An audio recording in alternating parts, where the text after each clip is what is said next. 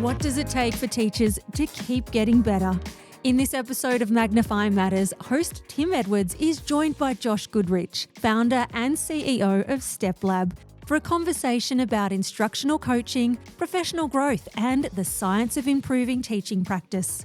Drawing on his own experience as an early career teacher in some of England's most challenging schools, Josh reflects on the coaching model that transformed his practice and ultimately shaped the development of StepLab, now used by schools and systems around the world. In this episode, Tim and Josh explore why instructional coaching is one of the most effective forms of professional learning, the difference between direct instruction and discovery learning, how rehearsal, feedback, and deliberate practice support teacher growth, why teachers must sometimes learn like novices again, and the 6-step StepLab framework and its growing impact in schools and systems.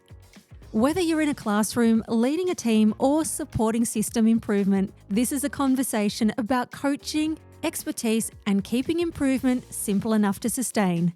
Now join us as we magnify what truly matters.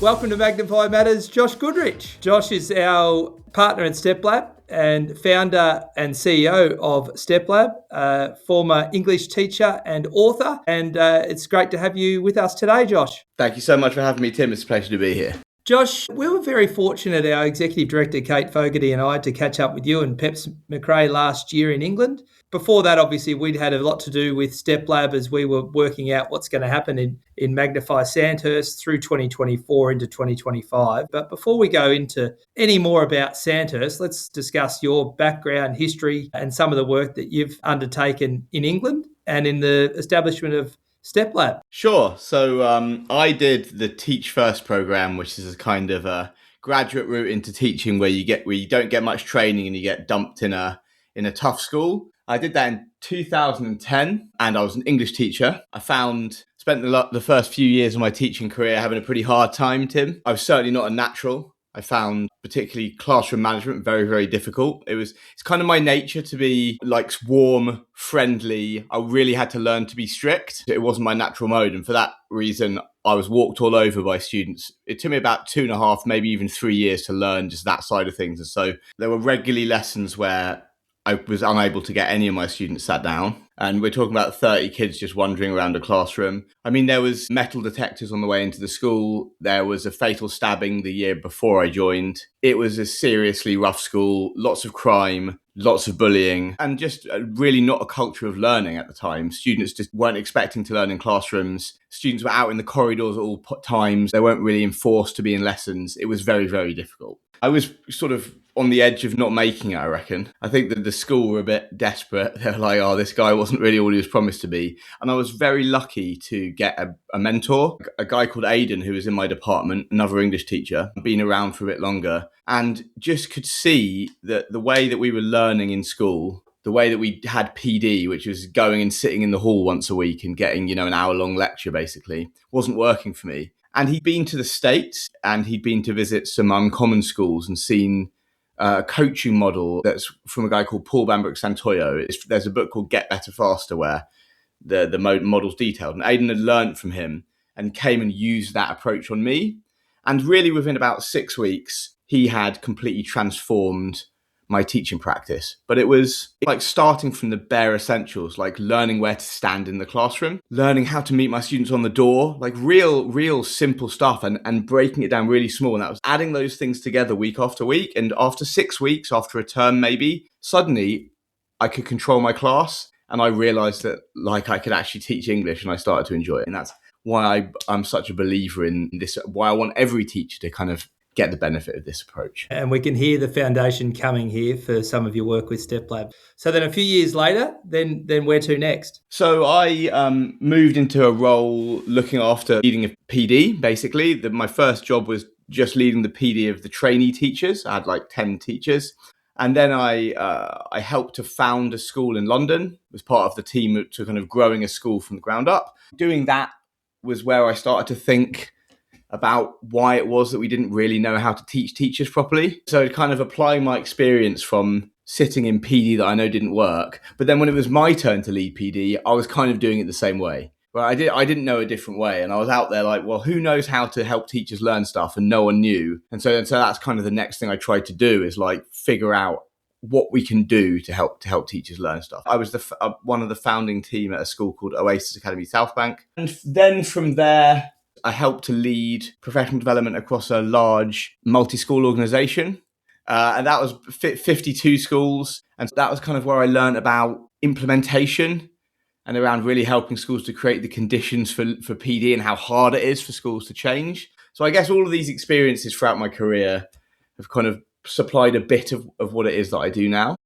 And Josh, Sandhurst listeners ears prick up when you say 52 schools. We've got 51 schools in Sandhurst, and leading that change across our approach to PD is exactly where we are right now. So there's great parallel there, and it would be excellent to drill into this a little bit further in terms of some of the steps that you've taken from there, pardon the pun, to develop StepLab. When I was leading professional development in the school I was part of the founding team of, and I wanted to do the same model that helped me to improve. So I was receiving this excellent weekly mentoring or coaching, and it was transformative. But then when I was going out and leading PD myself, I was doing the same thing that it didn't work on me. I was getting everyone in a room because I just couldn't figure out how else to do it, right? And so I was like, well, why don't I give everyone a coach? I'll pair all these teachers up. They can coach each other. But, I tried that out and it didn't work very well, frankly. So I was like, well, I need some tools here. Like all these excellent teachers. And at my school at the time, the teaching was amazing. Like it was, when you found a school from scratch, you get your pick of the crop. It was all these excellent teachers, but they were giving each other like the worst feedback you can imagine. Horrible, woolly feedback, just asking questions of each other the whole time. And I was like, how come this is happening? I learned that, really effective teachers doesn't mean they're effective coaches, right? So I started to think about how I could break down teaching in a way that coaches could use it. And so that led to kind of the first iteration of the StepLab steps, which is breaking teaching down into tiny granular components. And then I realized that although the steps were good, the quality of the conversation was really poor. And so I built a kind of coaching rubric. And over time, that turned into the first version of the StepLab tool. But, this was just for me, right? I never set out to do a kind of thing which other schools use. I just built it for myself because I didn't know how to do it any other way. Then I went to helping to run these 50 schools, and I was like, well, everyone's going to do this. Everyone's going to pair their teachers up.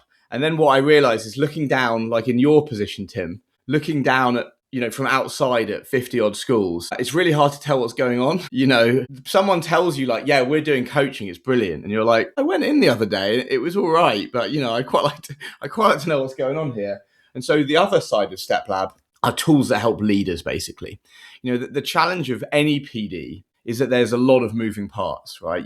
It's all these individual teachers and what they're learning about, and then you have all these conversations and all this feedback flying around. And for effective leaders, or to help leaders be effective, they need to kind of understand what's happening and be able to spot trends and be able to know what the next thing for their staff is. And so that's the other side of StepLab that I built, I guess. So Josh, you've clearly skilled at being able to read the circumstances. You, as you've mentioned, were blessed by having great people around you throughout the whole journey, as challenging as that was early, and God bless Aidan. But what was your research evidence sort of base and go-to to help support you? Was the Education Endowment Foundation, or fund as it was then, was it set up then, or was there other basis of resource, or were you just coming to this sort of at a hunch and then this resource stuff has followed over the last 10 years or so? To be honest, at first, a lot of it was a hunch. There wasn't really widely disseminated research on how teachers learned at the time. I think it's really in the last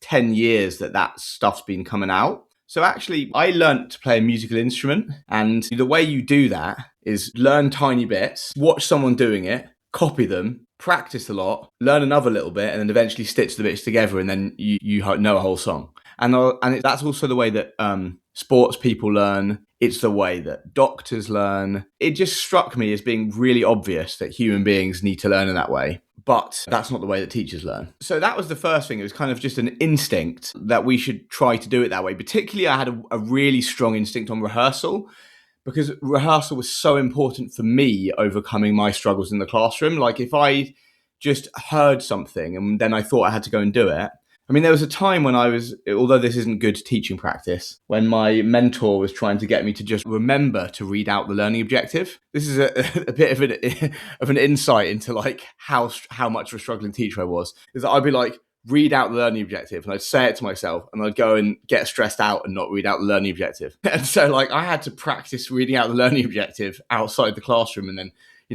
maybe we don't want to read out the learning objective. So, but you take my point, right? You take my point. So that was it was an instinct. And then actually some of the stuff I was reading in the early days, well, it was Teach Like a Champion. And Teach Like a Champion, Lemov's, amazing transformative work is basically about breaking down teaching. And so I read that and I was like, well, we've got to do it that way. That's the modeling thing, where my kind of understanding of modeling came from. And then it is Paul Bambrick-Santoyo's Get Better Faster. And he started to talk around this coaching model, this way of having a really rich coaching conversation, which contains a model and contains planning and contains rehearsal. And then I guess some research on instructional coaching started to come out. Maybe if I was actually already doing a coaching model in my school before I started reading the research. So I read all this research, which is like instructional coaching is the most impactful kind of PD. And that kind of research is still just pumping out. There's dozens of papers a year. But I wasn't that surprised, because it seemed really obvious to me that it would be the best way of helping teachers to get better, because it's like how everyone else who learns effectively gets to do it. So I guess that's kind of, it started with instinct, and then lots of my instincts were confirmed by stuff I read later down the line, I guess. Terrifically affirming nonetheless, grounded in really good base of high quality learning and teaching. And Josh, just help me with the timeline here. StepLab's growth and development, or your own book, and the work that you did in preparing that. Where does the timeline sit there? And talk to us about both. So I made StepLab when I was still a full-time school leader. I was doing 5 days a week leading my school. And that's how the first bit of, and that was in probably, 2014, 2015, 2016 was that time. And then I was running the multi-school organization. That's 2016, 2017, 2018. Around about COVID time, schools were incredibly interested. People would come to visit my school and be like, well, we want to use this. And so I was giving it out. I was giving it away for people to use for free. But I was getting super stressed, because it's one thing having the platform, as you'll know, and it's another thing like learning how to use it really well. So I was on the phone. I was doing my job, like teaching English and supporting teachers to learn. And then I was spending like 4 hours on the phone supporting all these schools. And I was like, maybe I should get some staff and they can help me with these conversations. But that'll mean I'll have to take money for the schools. So that was 2019, 2020. I finally left the classroom in 2021. And that's the first time I moved to being a full-time StepLab. I think it's 2021. And I missed teaching so much. I stepped back in as a deputy principal in a school 2 days a week for a year. But I think that was a bit of an error, because I've got a tendency to spread myself quite thin, Tim, as I imagine you do. After a decade and a bit of school leadership, I was like doing StepLab full time. Anyone who's left teaching or left the classroom will know that you kind of miss it and you do get quite bored. So I was like, well, I got to do something. So I just started writing this book.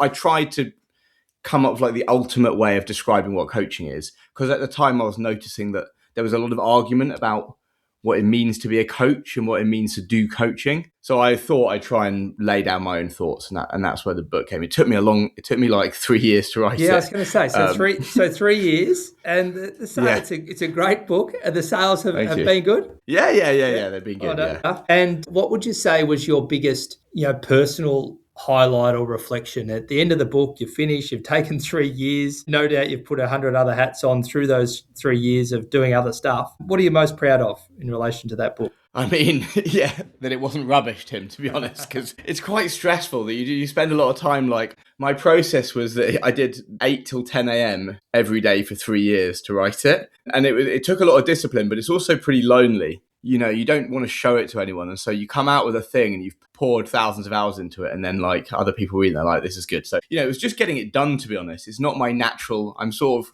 quite extroverted and a bit hyperactive. And so sitting in a room and like, doing typing isn't super helpful. But I think actually, to be like less silly answer, I think people, like a lot of people who have tried to do coaching for a lot of years have been told by their school, like, you're the coach, you should be coaching. I've read it and been like, now I understand. Or people who had a kind of coaching model used on them that they really didn't agree with, like people who were kind of made to guess how to get better by their coach and have found it very frustrating. I think what I managed to do was convey that, like, sometimes you can guess how to get better, but sometimes you need to be given clear information about how to get better. And that depends on like where you are in that area. And I don't think anyone had managed to kind of lay that out clearly before. And when people read it, they do get in touch and they're like, that's why my coaching wasn't working for me, in my previous school or whatever. So I am proud of kind of, I guess, laying that out in the way that I did. Good on you. Josh, do you think that challenge around definition of coaching, as personally as I think more about it and step into it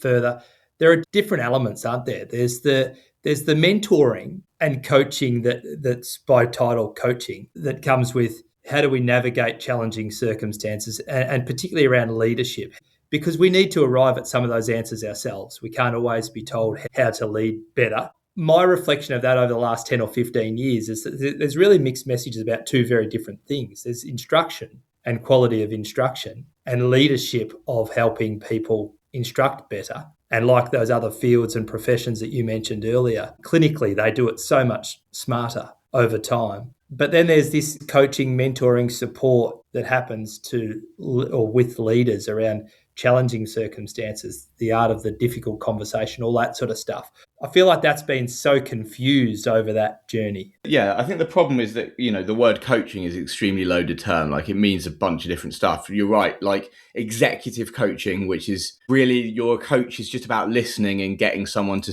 to say what's inside them. And that has a lot of value.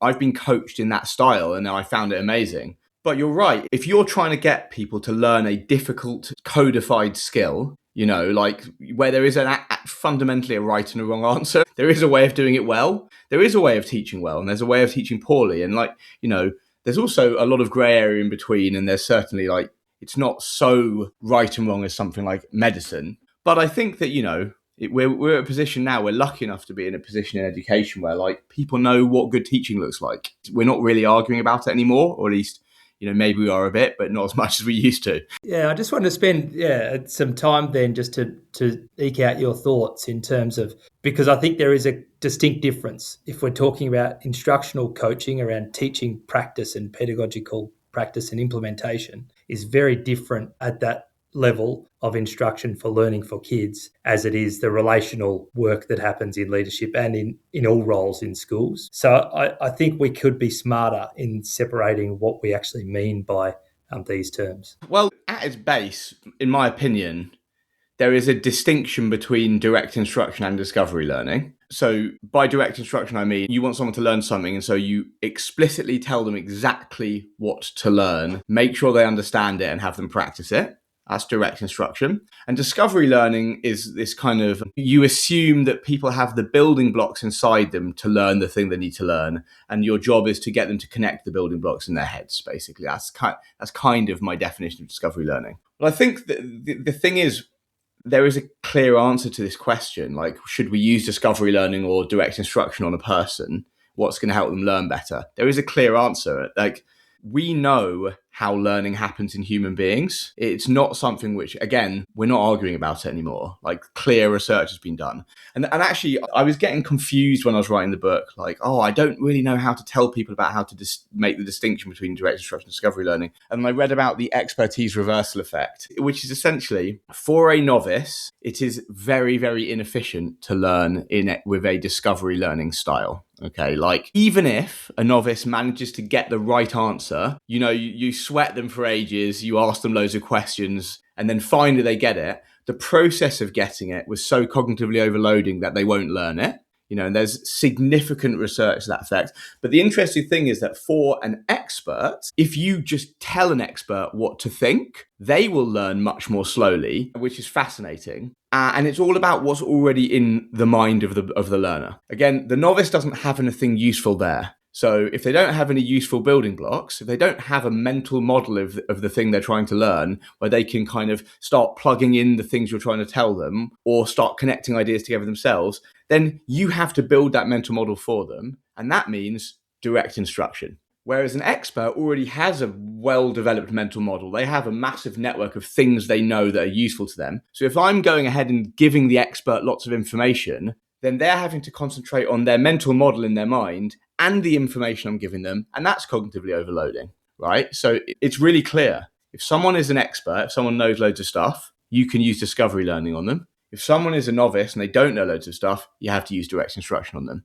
And I think you can basically apply that to coaching. Could not agree more with that beautiful summary. And Josh, you've got lots and lots of things that come across your desk. So we don't expect that you will have drilled into in enormous detail the Catholic Education Sandhurst instructional model, but you just spoke beautifully through our release, the phases of the instructional hierarchy, ultimately that isn't ours, but it is a key part of our instructional model, because all that you just spoke to is very much aligned with the four phases of that instructional approach. And we need to be able to acquire the new information if we're a novice. And we need to be fluent in that through practice if it's a new skill. And if we've already got it, well, then we can play with it a bit further down the line. But it fits for kids just as it does for adults in learning how to coach. Well, the reason it's tough in schools or in professional environments with adults is that for kids, it's not super stigmatizing to be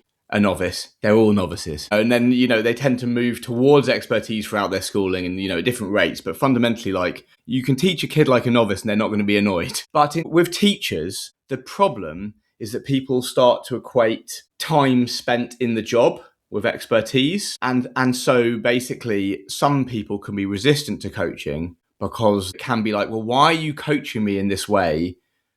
I'm an expert. I've been teaching for 10 years.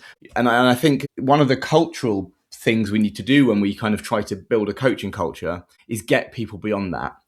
Teaching is extremely difficult. I would call myself, probably not anymore, Tim, because I have taught a lesson in about 4 years, but I would have called myself a Macbeth expert. Right? Give me a year 10 class, 14, 15-year-olds, and let me teach them Macbeth, and I'm going to do everything real well. I'm going to have my behavior management down. My assessment's going to be really good. I'm going to be using paired talk really well. I'm going to be asking great questions. All of the, I've got all these complementary mental models which allow me to teach well. But I was, for some random reason, asked to teach Spanish in the final year I was a teacher. I think that's probably about being a senior leader in a school where there's a bit of a teaching shortage. And it was hideous. Everything fell apart. I was one of the, at that time, one of the stricter teachers, one of the senior leaders that, walked around the school and, told people off as it were. But this class were walking all over me. And I realized I became a novice, and that can happen to any teacher and will happen to any teacher. You can get a new class where you're not quite so used to the combination of personalities, and you will become a novice for a time. And I think basically every teacher needs to accept that they're going to have to learn like a novice at times and in certain areas, no matter how long they've been doing it for. And I think that's the kind of big realization. And I think there is where the memory is the Velcro, what sticks. So once they're back on that bike with the new Spanish class or whatever it might be, all of a sudden they might go, I'm remembering some stuff again. So they might accelerate quickly because of some of that prior knowledge, prior experience. But you're right. I need to go back to the beginning to go, goodness, what's happening here? Now off I go again. So then the StepLab platform, Josh, is rolled out largely through secondary schools in the first instance in England.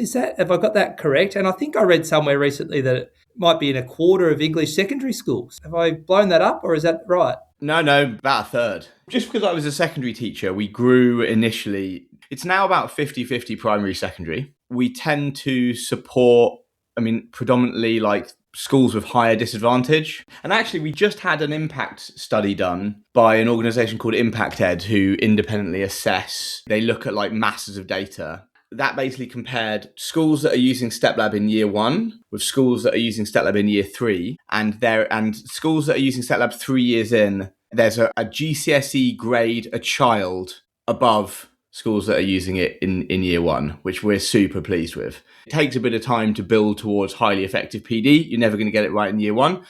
But it's we're incredibly proud of that because, the point being, StepLab helps you to run effective PD, and in time, and in actually not that long, year 2, year 3, will have a transformative impact on results. Josh, one thing that I didn't do earlier that I should have, can you just step us through the 6 steps in terms of how the construct of StepLab is built out? My first version of the StepLab steps was all chaotic and all over the place. It wasn't laid out like this. And what we wanted to do is we wanted to lay out how teaching works in a way that is logical and maps onto a really clear, obvious model of how learning should happen. And the reason why we wanted that is so that when a teacher's really struggling, like I was in my first few years, and like every teacher is at some point, and they're kind of struggling in every area, like every teacher will be at some point, that the person who's working with them, the coach, the teacher and learning lead, knows where to start. Okay, so we mapped this, what we call the learning problems or the teaching problems. This is like things that a teacher must be able to do to teach effectively. And the first one, as you say, is create culture. No learning can happen unless the teacher has built the necessary routines, environment, and behavior for learning. Like if students are walking into a classroom where they are fundamentally not going to behave well, then zero learning can happen. And so the first job of a teacher is to create that classroom culture where students feel safe, where students know what to do, and where learning can take place, right? So that's learning problem one. And it's pretty obvious for anyone who works with teachers, if you're seeing a struggling teacher, maybe they're struggling with their questioning and they're also struggling with their explanation, but probably this is rooted in a struggle to develop the classroom culture that I need to create. So that's the first one. So secure attention. So the next one, you create the classroom culture you want. What do you need to do next? Well, as Peps McRae says, attention is the gatekeeper of learning. If students have this kind of beam that they can focus on something, and when they focus their beam on it, it's possible for them to learn it. The problem is in a classroom is there's loads of things they could focus the attention beam on. Someone could be tapping their ruler on the desk and they might focus it on that. You might give students a worksheet which has loads of funny pictures on it.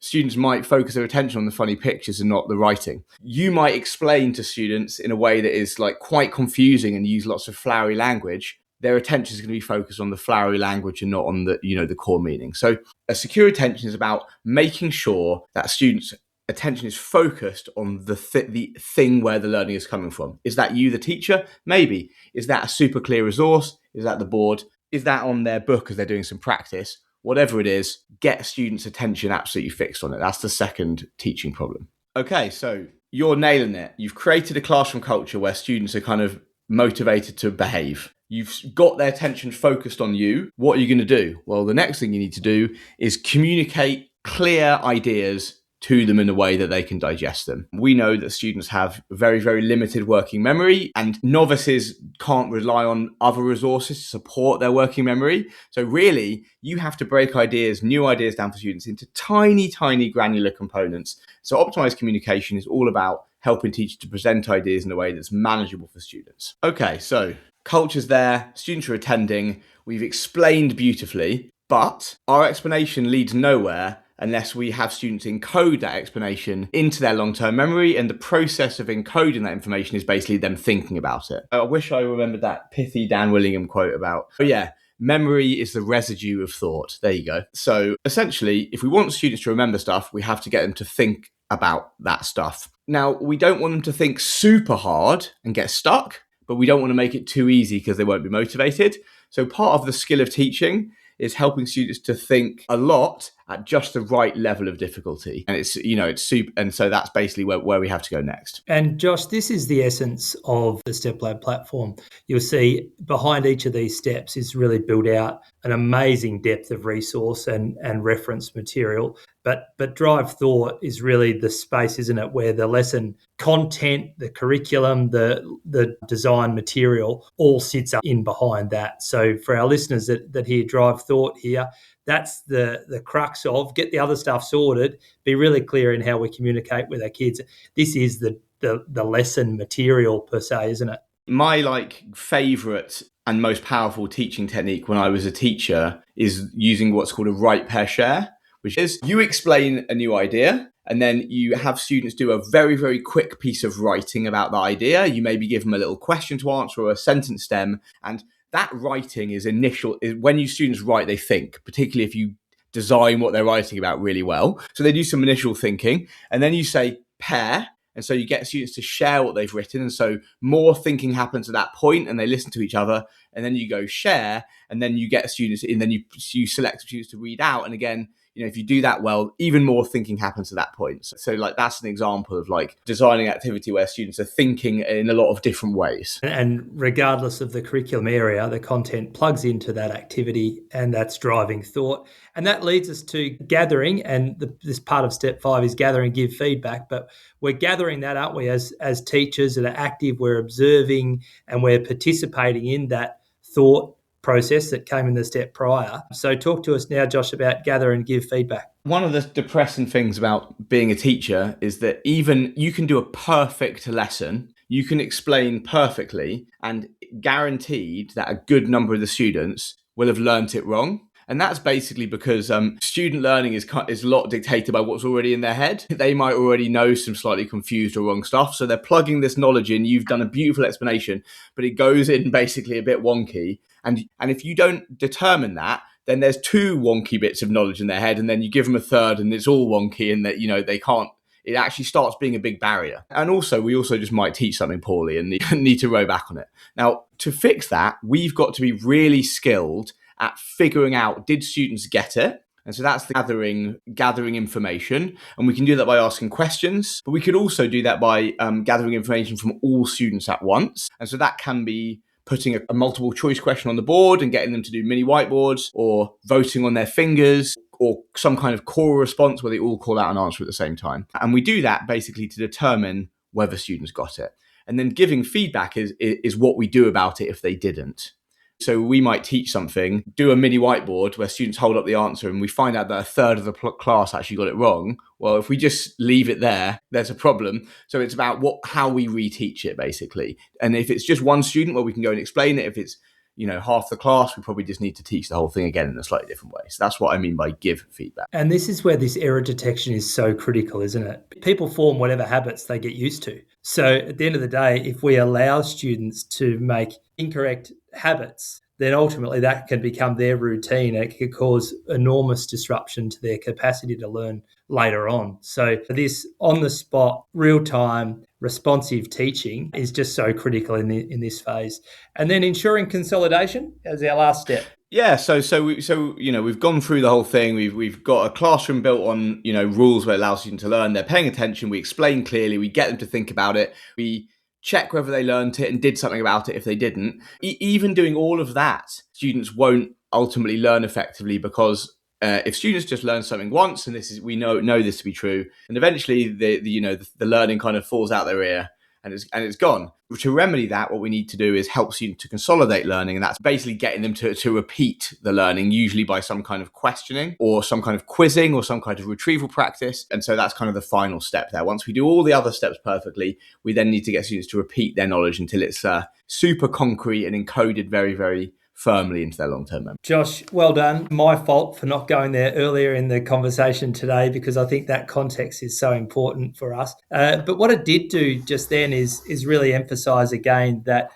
research evidence-based that you referenced earlier, from Teach Like a Champion, Get Better Faster, from Rosenshine's principles. They're all in every aspect of those 6 steps that you just spoke us through. So in exciting news, you're coming to Australia. Tell us a little bit about that. Yeah, so I'm heading out quite soon, actually, and I'm possibly slightly foolishly, I'm travelling out with my wife, my 5-month-old baby. So we'll see what happens. Yeah, leading PD and building up to highly effective PD, and kind of the stuff we talked about, like working towards an instructional coaching program you can't do it in year 1. The reason why all these schools are having massive outcomes in year 3 is because they've spent 2 years gearing up and improving their PD year on year. And so we're going to be digging into that, really excited to do it. Then Josh, you're going all over Australia as well in a very short whirlwind tour. What are you doing? We're running what we're calling our PD intensive. Previously in Australia, we've run our instructional coaching intensive a whole lot, and that's essentially a whole day where we take a bunch of people that might not have coached before, and by the end of the day, they do a coaching conversation, and we take them through exactly the nuts and bolts.